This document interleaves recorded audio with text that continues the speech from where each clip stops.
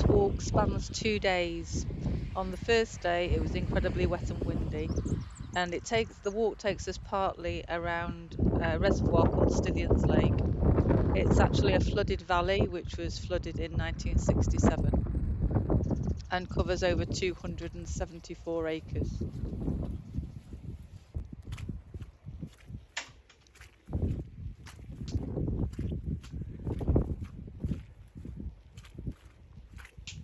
I find the colour of the bracken against this yellow of the grasses incredibly inspiring. It's a fantastic colour palette, particularly after it's rained.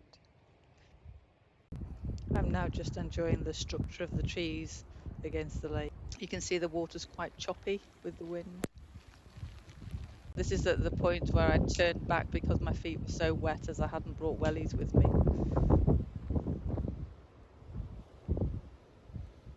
I'm just walking now to one of the bird hides. It's always such a lovely tranquil place, even in the worst of weathers. And on the feeders there's blue tits, coal tits, great tits, dunnock, a reed bunting, which you probably won't see, I think it's off to the side, robins, sparrows.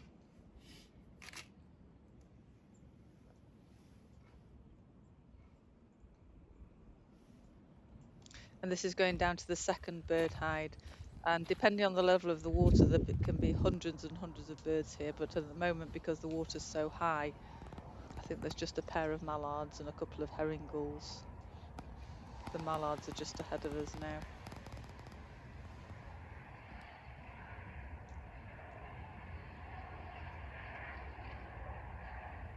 So this is the second day, later in the day, and the conditions couldn't be more different. It's cold, but really still. And this time I brought my wellies. I love being able to see the structure of the trees at this time of year. And as you can see, the bracken looks completely different now. Although it's still a gorgeous colour, the intensity is now gone.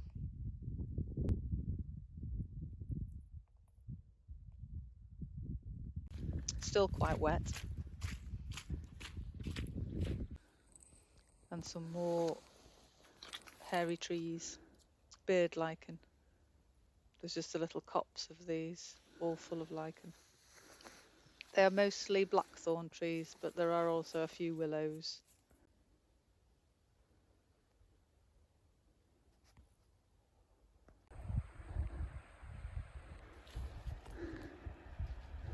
We're coming now towards the dam.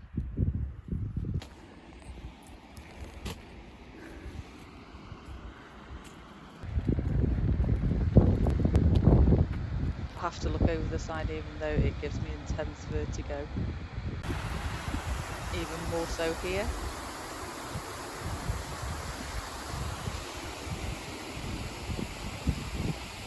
And just the film of it gives me vertigo here.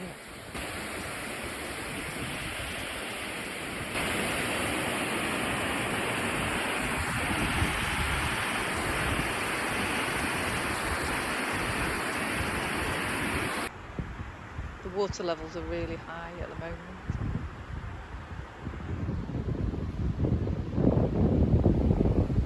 The end part of it is actually a nature reserve, so although they use it for water sports, the end part is cordoned off for birds and wildlife.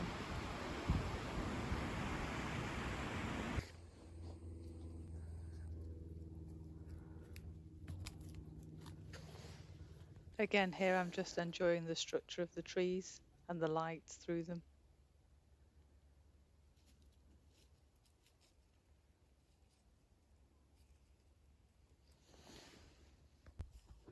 And I was so fortunate to catch this large flock of Canada geese, who came a little closer.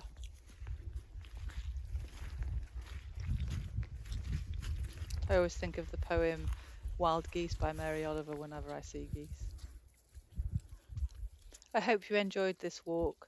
I'll return again in the very near future. If there's anything particular that you're interested in, do let me know. Please do subscribe so you don't miss the next installment.